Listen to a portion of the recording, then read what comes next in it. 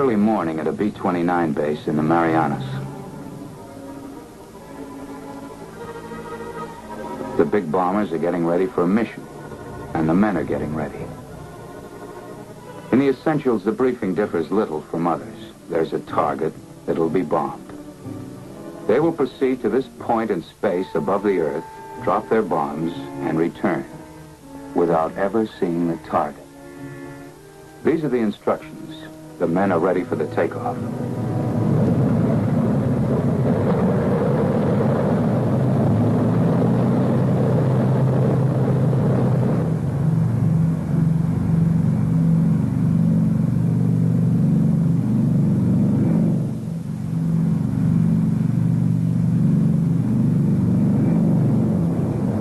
Hours aloft. The huge armada of superforts is spanned over 1,000 miles of trackless waters. The weather bears out the forecast. Clouds, heavy overcast, all the way to the target. At 23,000 feet, they're above it. Below and beyond lies the Japanese mainland, and somewhere beyond that, the target. If the enemy took comfort in the thought that the bombardier sees nothing more than this, they were living in a fool's paradise. For at a calculated instant, tons of high explosives, and yes, even the atomic bomb, would be sent away to the target, aimed by the miracle of radar. Before you now is the radar scope, a small circular screen giving X-ray-like vision to the mysterious 11th member of the crew, the radar operator. Until recently, we've known little of what he does, and even less about the instruments he uses. Basically, radar equipment consists of a radio transmitter and receiver. The transmitter sends a radio beam earthward. If it strikes water, the beam is not reflected. The receiver picks up nothing, and the scope appears dark, as it is now over the Pacific Ocean. But if the beam strikes a solid object, such as land, it's reflected and shows light on the scope.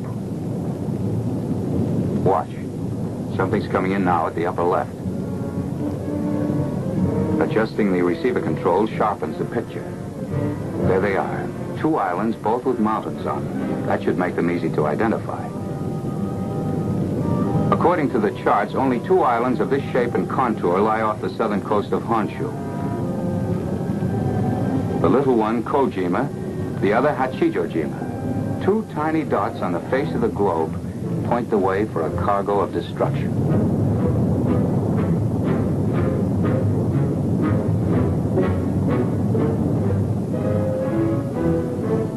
Seven hours, 10 minutes, elapsed time.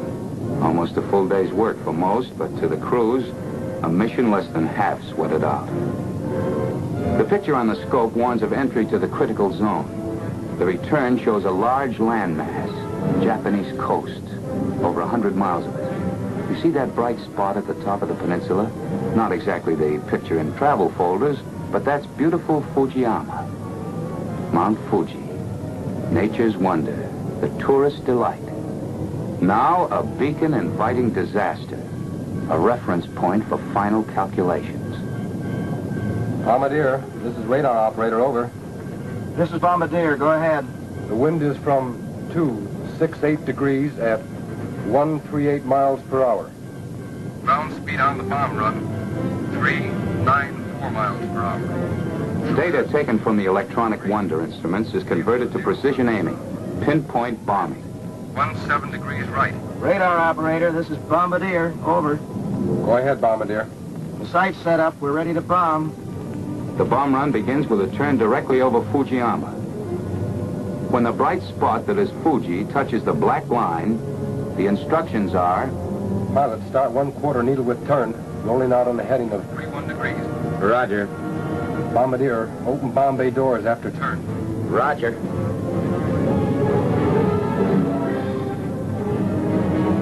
The moment for decision has arrived. The moment when the target must be singled out from hundreds of other invisible targets. Coastline with a large city. A peninsula jutting out in a bay. The city, Tokyo. This is the general target area. Northwest of Tokyo lies the specific target, the Kyushu aircraft factory at Kawago. A flick of the switch isolates the target image. And here it is, one tiny speck of light, the focal point for hundreds of giant bombers, for 1,000 tons of bombs. Pilot, correct 9 degrees right. Roger. Ready on 70 degrees. Ready? Mark.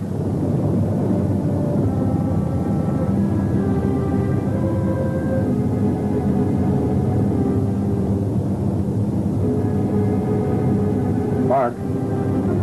At the split second before the bombs are released, the radar operator sees this. Bombs away.